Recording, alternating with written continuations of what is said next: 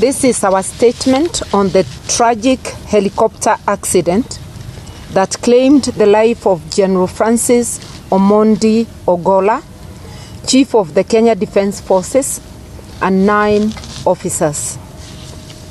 Azimio la Umoja One Kenya Coalition joins all Kenyans and indeed the world in grieving the tragic loss of the Chief of Kenya Defence Forces, General Francis Omondi Ogola. The General passed on yesterday as a result of a tragic helicopter crash at Kaben-Chepturel boundary between Elgeyo Marakwet and West Pokot counties.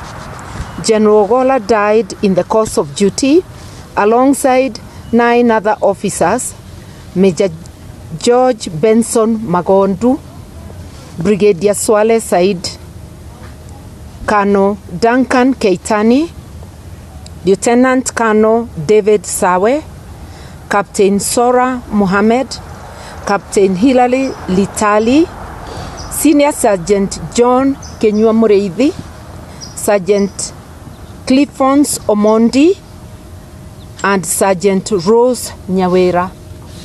This is devastating, not only to the country but more to their families.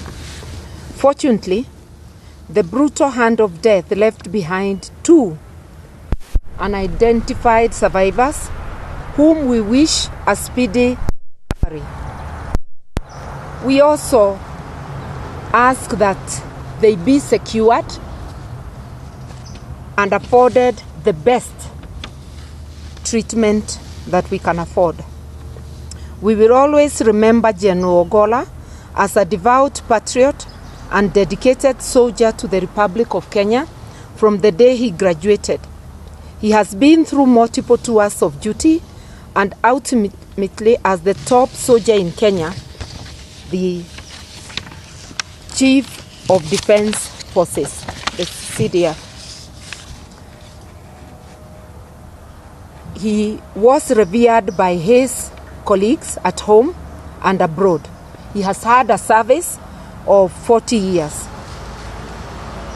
Kenya's 11th CDF was a focused visionary whose impact on our disciplined forces, indeed our nation, will be greatly missed. To General Ogola's family and the families of the other fallen soldiers, we offer our deepest condolences. At this most difficult moment, we stand with them and our prayers are with them. As Azimio, we are deeply concerned that the Kenya Defence Forces have had several other accidents in the last 12 months, including yesterday's tragic crash.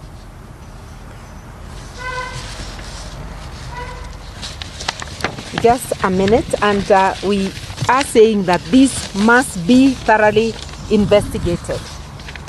We are aware that it is the Kenya Defence Forces that secures the flights of their commander-in-chief, as well as of their top officer, who is the CDF, the Chief of Defence Forces.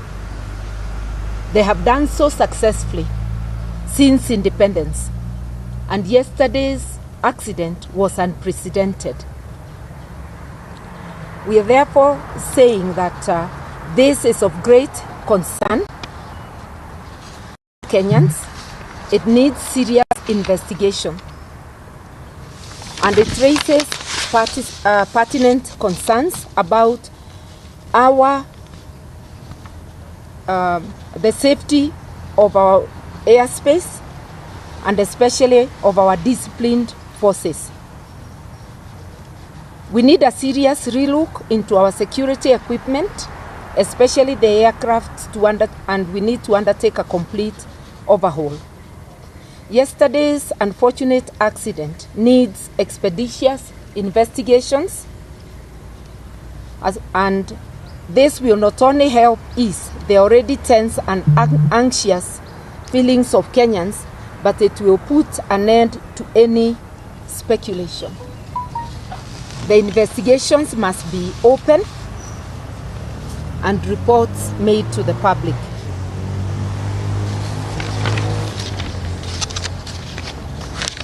We also wish to ask the Ruto administration to consider the welfare of our disciplined forces and their families. And we suggest that in commemoration of General Ogola and the brave soldiers who died yesterday, and the countless unsung heroes, the Disciplined Forces Welfare Fund should be established as soon as possible to address the well-being of our disciplined forces. The questions Kenyans are asking, in conclusion, is whether it is routine for the Chief of Defense Forces to go and inspect construction of classrooms.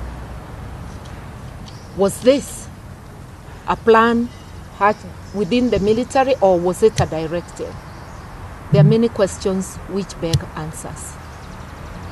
Even the visual images of that accident, I don't want to say anything more that may prejudice investigations. They leave us with anxiety, and answers are needed as soon as possible. Once again, our deepest condolences to the families of General Ogola and the 8 gallant officers who perished with him, and our prayers for quick recovery for the 2 survivors.